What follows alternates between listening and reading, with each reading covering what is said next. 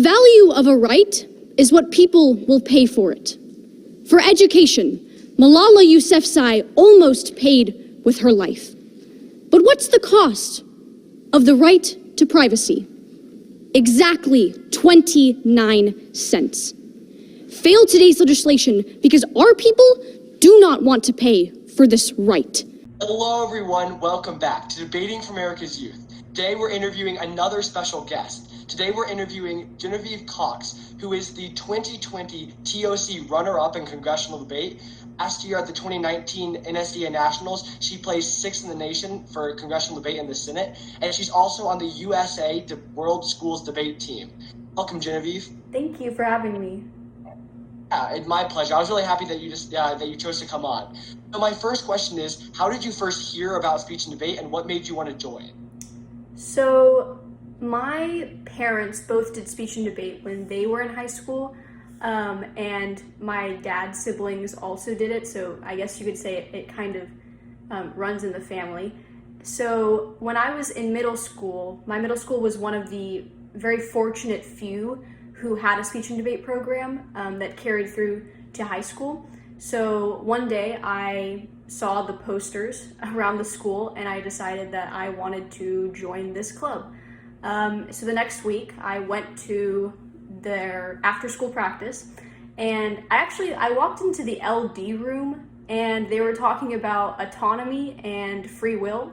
And as like a 13-year-old, that was not interesting to me at all. So I walked out of that room and then into the Congress one where they were actually like giving speeches, and I stuck with that.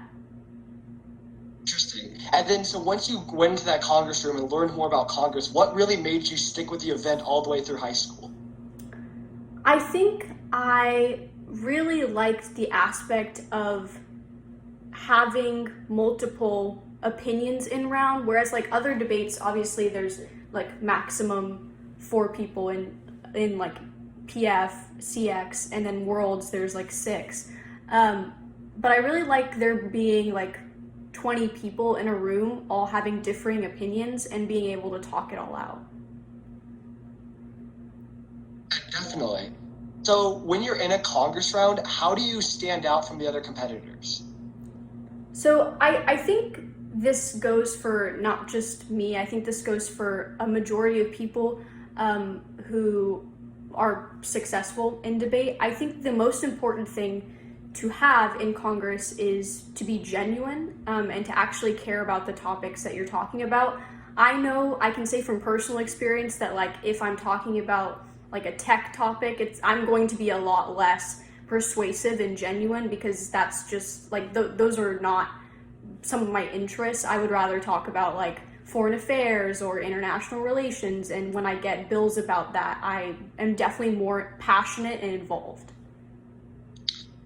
I would completely agree, but watching your performance at NSDA Nationals, you did a really great job on the first topic, which was about like consumer privacy, like tech stuff, but you connected it very strongly to like low-income families, and like you impacted it very strong. So it was about something that you may not be as passionate about, but you really like put it in terms of what people really care about. Right, for sure. I also think that like if you have a topic that you are not usually as passionate about, or if it's not one of like your interests, I think that connecting it to the average person can make you a lot more passionate, and linking it to something that you would have an interest in can also help. Definitely. I would completely agree with that statement. So how do you research for a topic? Like, how do you start out, and how do you find your arguments in the round? I do a significant amount of my prep before the tournament. Obviously, there are instances where you have to be more extemporaneous in round, but I try to do a majority of the prep before the tournament because it takes a lot of the stress off.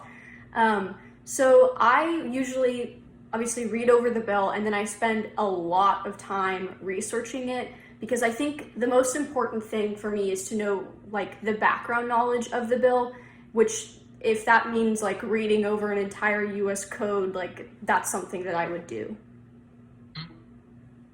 Definitely. And watching your debate, not only at TOCs, but also at NSDA, you have very, like, in my opinion, unique arguments in the round where, like, you bring up like very interesting points that like the rest of the round has to like deal with. How do you find these unique points? Is it just through your extensive research, or do you have an idea of what you like, an argument you want, and then you find data for that point?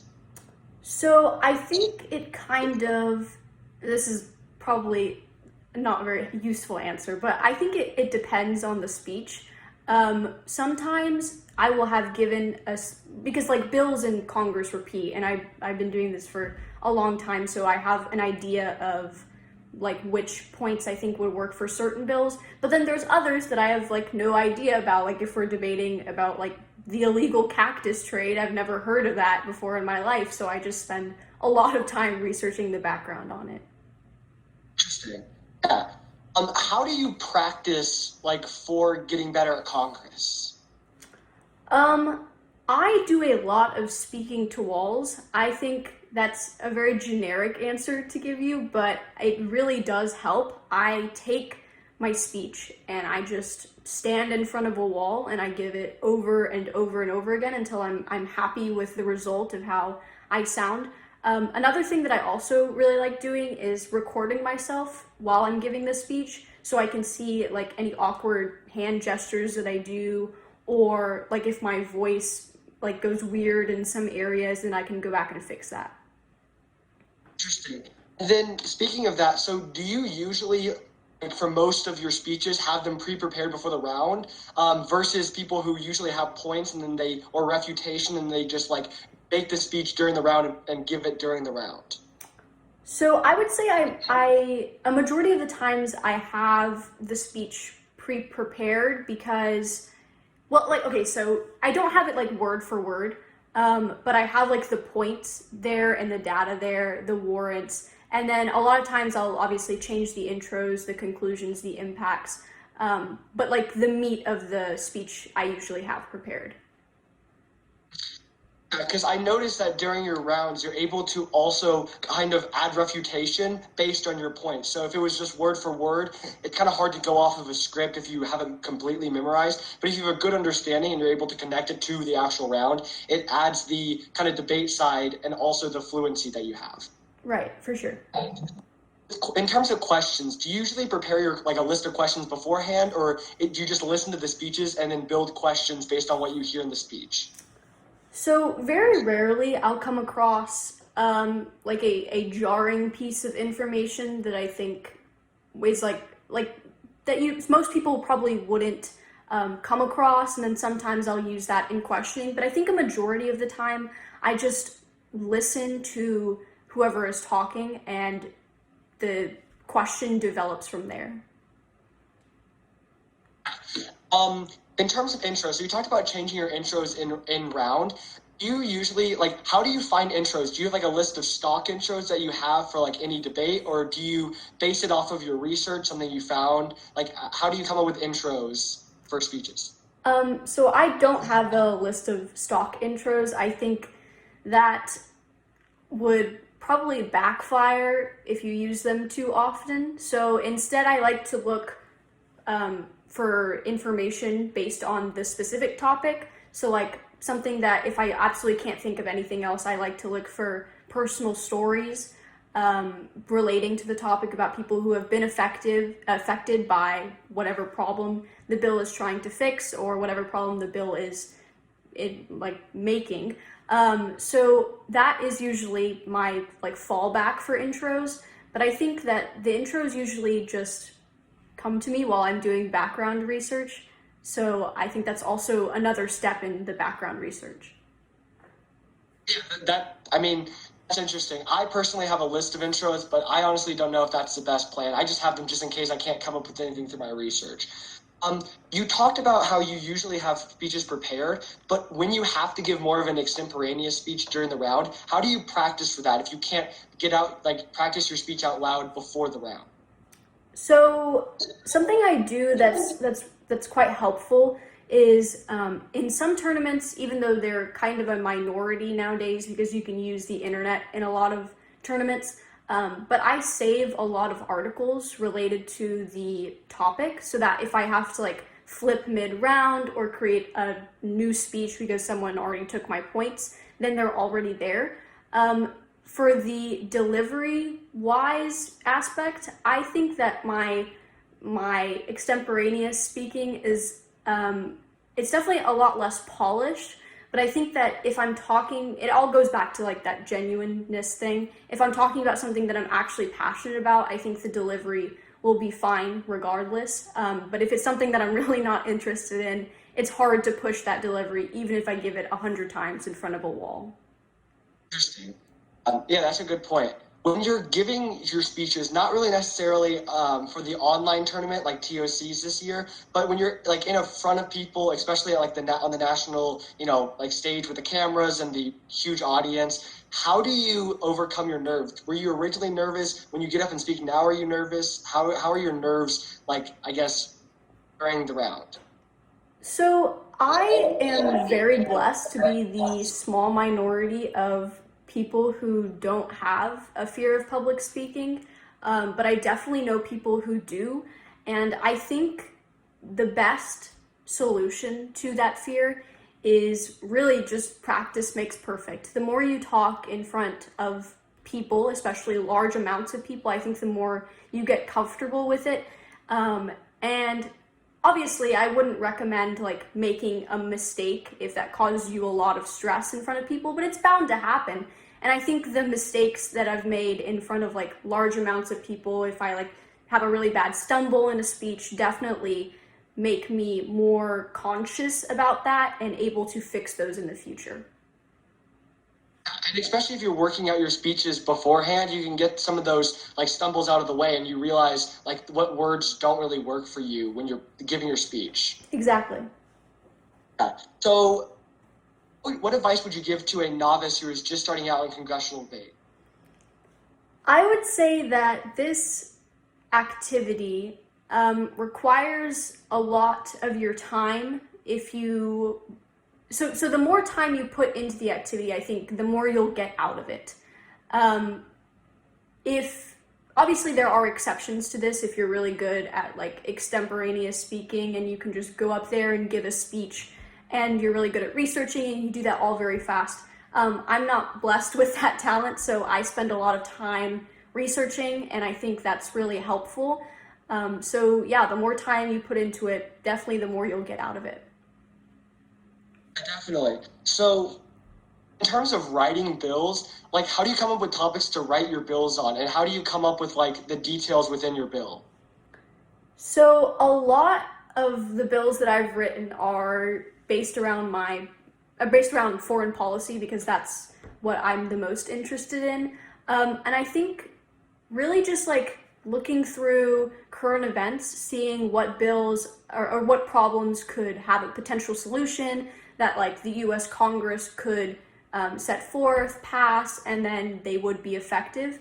As for like the specifics of the bill, I think a majority of times there's usually, if you like Google a problem and then like solution after it, there's probably going to be solutions that pop up, even if they're not like from like the US Congress. There's usually articles that can like back up your solution, which I think is really helpful in writing the bill as well. Definitely. So you talked about how you spend a lot of time preparing for tournaments and researching all the background information. For tournaments like NSDA Nationals, where there's the prelims, semis, and finals that you all have to prep the bills for, how do you spend your time and like prep for all of the bills on the docket? Or do you only prep the ones you think are going to be debated? So that's probably the most stressful process in speech and debate, I think, is having big tournaments and having to prep for them. I try to go from, usually I'll start with like, I'll do semis first, and then I'll go down to prelims and then go to finals, which is kind of an odd way to do it. But usually it's because semis, I think there definitely are less bills usually in semis than prelims. And so I start prepping those, and then the prelim bills, if there are like 20 bills and we're not going to get to all of them, I try to only prep the ones that I think will come. But usually, well, not usually, but sometimes that does backfire. So it's kind of kind of hard to estimate which ones will come up, so I try to prep the ones that I think will come up and then just save articles on the rest of them. Especially since you've been doing congressional debate for a while, for the bills that maybe you don't have a lot of prep on, you have some from previous tournaments. For sure, and I also try to prep the bills that I don't have like any prep on first, so that I'm not blindsided if one of them comes up. Definitely. Yeah, I have a similar approach for like tournaments that I go to. I try to have a little bit of like just like 2 points on each side for every bill, and then prep the ones that I like or think will come up a lot more, so that I have something to stand up there and talk about if it does come to the speeches I don't like or the bills I don't like. Yeah, for sure. And so in conclusion with this interview, what would you like to tell the speech and debate community? I know you're still going to be a part of the speech and debate community for a little while, but do you have anything to tell the whole community? What would you say? I would say that this community has honestly made my life a much better life. And it's also welcomed me, and I honestly appreciate that. I think that we can do a lot more when it comes to inclusivity, and I would push everyone who listens to this interview or anyone who is in speech and debate period to be more inclusive, not only when it comes to like minorities, but also just when it comes to like people who are from a smaller school. Maybe include them in that group chat, even if it's not about the tournament that you're going to, even if it's just like a group chat with debate friends. Include them in the conversations, and I promise you that they will feel more included and will be more likely to include other people as time goes on.